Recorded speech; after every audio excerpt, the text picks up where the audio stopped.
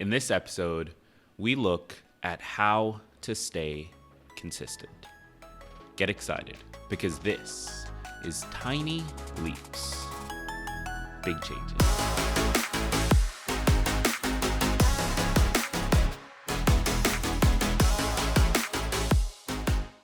Welcome to another episode of Tiny Leaps, Big Changes, where I share simple research-based strategies you can use to get more out of your life. My name is Greg Clunis, and this is weird to say. This is an insane thing to say, but today, this episode, right now, is episode 800 of this podcast. 800. That is mind-blowing. That is absolutely insane to me. 800 times I've showed up to this microphone, I've hit record, and I've talked to you. And I've shared what's going on in my life with you, and you've shared what's going on in your life with me through the comments on different platforms or in our Discord or wherever you've reached out to me. 800 times. That is mind-blowing. And as I was putting this episode together, I really stopped to ask myself something. Why is this working? Why am I still here? Why am I being consistent with this? Because there's so many other things in my life, and I'm sure in your life as well, that we've tried to do, we've wanted desperately to do, and for whatever reason, we just can't stick with it. So that's what I want to talk about today. The reasons that I believe I was able to be this consistent for this many years with this podcast, when in the past I've failed over and over again. And my hope is that some of these reasons can be applied to your own life and to your own goals and the things that you want to be more consistent at. All right, so we need to look at a couple of things when we dive into the question of consistency. So when it comes to this podcast specifically, I started it from a place of anger and from a place of frustration and from a place of sadness in a lot of ways. And I think that that was an important part of why this podcast has worked for so long. There is a very real conversation about finding your passion. And I think that there is truth to it. When you pursue something that you love, that you enjoy, that you could do all day, every day, when you do that, it's easier to keep showing up. Yes, it doesn't mean that they're going to be that they are always going to want to. It doesn't mean that there aren't going to be days when you just don't feel like it. Of course, that's still going to happen. But if you're passionate about it, if it's something you really care about, it's easier to get over that mental hump to take action. And this is good advice, but I think it's surface level. I think the reason this has worked for me, because I'm going to be honest, and if you've been listening to this show for a while, you know I am not passionate about personal development. I'm not, at least not in the way that we currently define passion. Because when you say, I'm passionate about this, or I'm pursuing my passion, or whatever way you might want to phrase it, when you say that, typically what we mean is that you love it, that it excites you, that it gets you energized and ready to go. And that's not the case for me. I don't actually like this industry that I'm in. I don't actually like the vast majority of the advice in this industry. And I think the majority of it sucks, being perfectly honest. I think it's bad advice. But that's where I think I have an advantage, at least from a consistency perspective. Because I think what we need to do is expand the definition of passion. I think we need to start thinking about passion not just as something you love, but as something that makes you react emotionally. Now, that emotion could be anything. It could be hatred. It could be anger. It could be frustration. It could be sadness. It could be loneliness. There are any number of things in this world that cause you to react emotionally. Your job is not to just focus on what is it that I love. I think that's the easy answer. That's the thing that's really easy to say. If you love something, you're going to keep working at it. But the truth is, passion comes in many forms. You can hate something so much that you have to do something about it. You can be so frustrated by something that it calls you to anger. You can be made so sad. It can break your heart to see something in the world. So much so that you have to move forward and do something. That's passion as well. But that's not, for whatever reason, the way we typically talk about it. And I think in my case, I wasted a lot of time, a lot of years dismissing things because it felt like, well, I'm not passionate about it. I don't love this so much. And I almost did that with personal development because it's not something I'm that passionate about. I'm neither passionate about podcasting nor am I passionate about personal development. But they do make me angry. They do make me frustrated. So much so that one day I felt like I need to do something. I need to say something. And that has been the driving factor for this show every step of the way.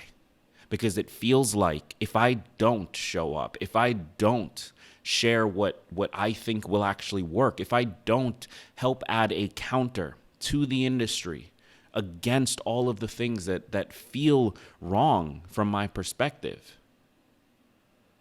if I don't do that, then I'm letting people down.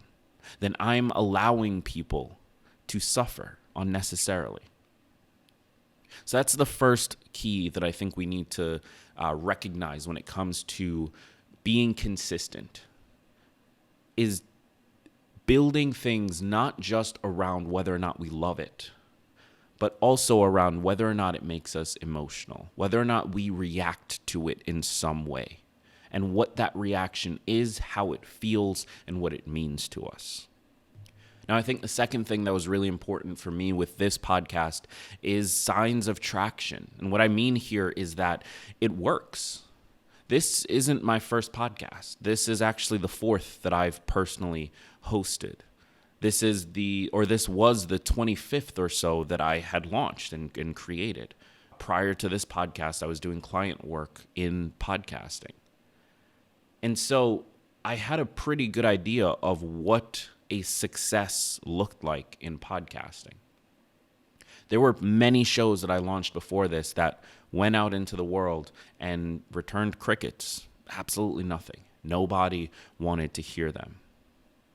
And when you sit down and you look at the advice that's out there in personal development or self-help in regards to what you should do in that situation, the advice is always pretty similar. You should keep going. You should put in the work. We see all these quotes on Instagram saying over and over again that such and such person was speaking to nobody for 10 years before they finally paid attention to him, yada, yada, yada. And here's the thing. I'm not saying that that's not true. I'm saying it's lazy. Here's what I mean by that. It's really easy to give the advice that if something isn't working, you just need to work harder at it. What they often leave out is that doing so does not mean delivering the same thing over and over again for 10 years. The comedian who bombed for 10 years straight before they finally nailed their set, that person was iterating the entire time. They were performing, they were getting feedback, and they were making changes until finally those changes compounded, and eventually 10 years later, they had a set that worked. The podcaster that was successful, the vast majority of times when it's starting from a show that isn't working and becomes one that is, that show has shifted so much along the way. Name anything that you might want to do. If you're not getting the results you want, you're going to have to shift your approach. It cannot just be, well, I'm going to stubbornly work at this thing until people pay attention. If it's not working, they don't want to pay attention. And I think we need to start dealing with that. I think we need to start recognizing that as fact. If people aren't paying attention, it's because they don't want to. Because right now, you're not that good. I'm sorry to say it, but it is the truth. And that truth is the next step you need to take in order to get that good, to make people pay attention. With this podcast, like I said, I hosted 3 other shows before that all went out to crickets. The best thing that I did with those shows was end them, was quit, was walk away, doing the thing that everyone in this industry says you should never do. You need to go heads down and just keep going. Just don't worry about what anybody else thinks. Just keep going and work harder. No, it's stupid, lazy advice. What you need to do is address whether or not you should end that thing and move on to the next thing, move on to the next attempt, or you just need to change that thing and end the way you're currently doing it. But at some point, you're going to have to quit something. You're either going to have to quit doing the thing itself and trying on that specific approach, or you're going to have to quit the way that you're doing the thing. But something has to change. If it's not working, you need to change something until it works. That's how this actually happens. When I launched Tiny Leaps, it was clear it was going to work from day one. It was crystal clear. There was no question in my mind. Now, has it grown since then? Has there been an increase and a decrease? Absolutely. But it was crystal clear from day one, this is different from the other shows. And that wasn't me looking at it and romantically saying, oh, but it's so much better. No, that was the numbers. That was the data. That was me looking at the analytics and seeing, holy hell, there are people here. Unlike these other shows, wasn't a ton of people, but there were people there, which told me something was working. And then from there, I iterated and I iterated and I iterated. And the last 6 years and 800 episodes have just been experiments. That's it. If you listen to this show regularly, you can hear I've changed my style a number of times because I'm still trying to figure out what exactly is the thing. Yeah, we might find something and it works well, but that doesn't mean it can't work better. That doesn't mean there isn't room to iterate and change and try something new that could produce even bigger results. So it's imperative that you either see traction early and double down, or you allow yourself to actually question, is what I'm doing the right thing? Should I change something? Should I end something? Just doing the same thing over and over again is never going to actually work. Unless, and I have to add the caveat here, it's possible the world changes around you. The person who was talking about crypto 15, 20 years ago when no one cared about crypto is doing pretty well right now if they just kept their head down.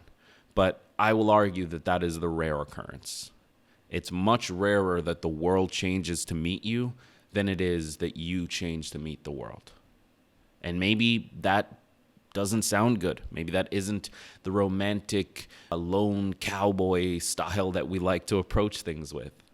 But that is the reality. And sometimes you've got to face reality if you want to accomplish certain things. The third thing that worked incredibly well for me was over the years, I've built up clear systems and clear processes. I know exactly what needs to happen once an episode is recorded, before an episode is recorded. I have everything documented, and I have software and tools that I use to make my life easier. One of the biggest reasons that we're not consistent with things is because of friction. It's too difficult to do the thing either physically or emotionally / mentally. There's too much we need to overcome in order to make the thing happen. And a perfect example of this, I struggled for many years to make video work for this podcast. Many years.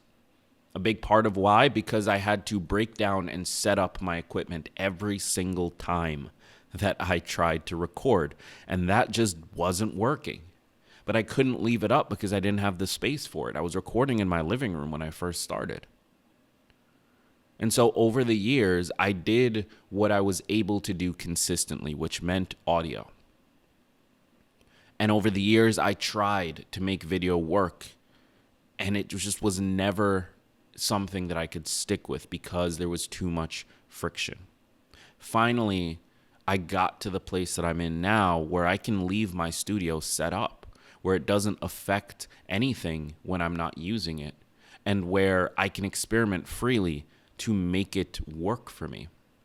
And having that system in place has allowed me to be consistent on the video side, finally. Similarly, having the systems in place for what happens once a recording is done, how I approach the edit, so on and so forth, has reduced the amount of time that I spend on the show consistently. When I first started, my first few episodes of this podcast took 4 hours, 5 hours to edit. An enormous amount of time for a 20-minute show, a 15-minute show. Now it takes me maybe an hour. I've carved it down quite a bit. Sometimes it takes me less than an hour. That's all because of systems. But if I didn't get to that point, this show would have ended a long time ago, because it's just not something I would have been able to consistently do and feel good about consistently doing. The fourth thing I want to talk about here is something I've been preaching on this show for years, it feels like, and that is flexibility and forgiveness. Recognizing that you're a human being. Yes, I have systems. Yes, I'm good at this now, but that doesn't mean that I'm not going to fail. That doesn't mean that I'm not going to miss. You, of all people, should know this. I miss episodes all the time. I reschedule episodes all the time. I change my publishing schedule all the time. All the time. Because I need to. Because it's better for me to make those changes in order to make the show sustainable for me than to try to fit myself into some made-up mold and then eventually burn out on it. I've had to be flexible with myself, with my expectations, and with you. And I've had to just hope that you're willing to come along for that ride with me and support the changes that I need to make in order to protect myself and my mental health and to do all the other things that I need to do on a day-to-day basis. And thankfully, you've been willing to do that, and I can't thank you enough. But if I didn't have that requirement for myself, if I didn't come into this knowing I'm going to fail, I'm going to miss, I'm going to screw up, heck, I'm going to publish episodes where I submit the wrong file, and instead of sending the edited file, I send the raw file. Like, I've screwed up a lot in the last 800 episodes. It's shocking to me that you haven't left yet. But I had to allow myself to make those screw-ups. And any audience that listens to this show has to allow me to make those screw-ups as well if you want this show to keep coming back. Because sustainability is not about hitting your target 100% of the time. Sustainability is about building a life that allows you to hit the target when you're able to hit the target and doesn't beat you up when you miss it. That's how human beings have to worry about being sustainable and consistent.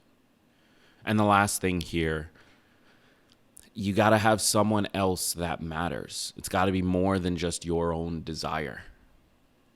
I started this episode by talking about how I'm angry. I'm frustrated with the personal development industry. And I think it gives bad advice that leaves people in really bad situations, or at the very least, leads to potential depression and anxiety around why their lives aren't where they think it should be based on an Instagram post.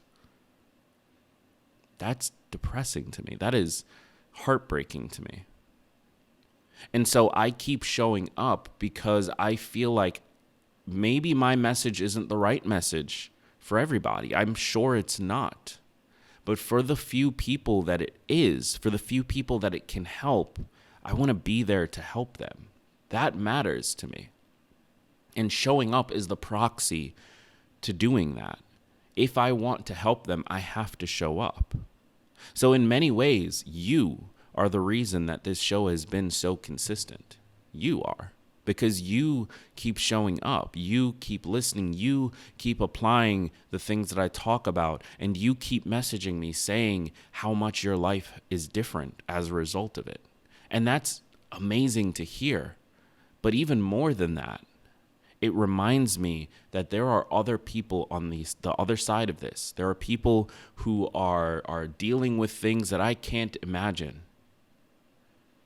And I get to play some small, insignificant role in their journey to living the life that they want and deserve. That is incredible. And that has driven me to keep showing up and will continue to drive me to keep showing up. And so as you're looking to apply your own rules and your own lessons towards your consistency, whatever it might be for, you've got to look to the people that it affects. Look to the people that are affected by you. That could mean that because you're happier or you're in a better place in your own life, that you're able to support them differently, or you're able to show up for them differently, or even just that you're able to walk past them with a smile more often, which leads to them feeling happier and more connected in their day. Whatever way they are affected doesn't really matter. It doesn't have to be some insane, intense way that you're supporting them. It could be the tiniest thing. But it still matters, and it's a reason to continue doing whatever it is that you're doing.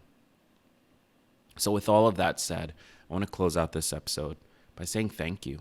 Thank you for being here. Thank you for supporting me. Thank you for my livelihood, for allowing me to show up to this podcast every day, for allowing me the time to learn how to code so that I could build the app, for allowing me to support you and to play a role in your journey. Thank you, because you didn't have to, and you don't have to, but you keep choosing to, and that means more to me than anything else. So I'm going to close this out by saying something I said in the very first episode of this, and in a number of episodes since. If you keep showing up, I'm going to keep showing up. If you keep doing what you can to live a better life, I'm going to keep doing what I can to live a better life and share it with you. And looking ahead at the next 100, there's a lot that I have planned and a lot that I want to do to bring more of that to you, to make it even more accessible. So I hope that you'll join me for the next 100. And I hope that in another 100 episodes, I can sit here and gush at the microphone and gush at the camera about how much I really do truly love you. Because I do. I really, really do. So thank you. I've been Greg Clunas. And remember that all big changes come from the tiny leaps you take every day.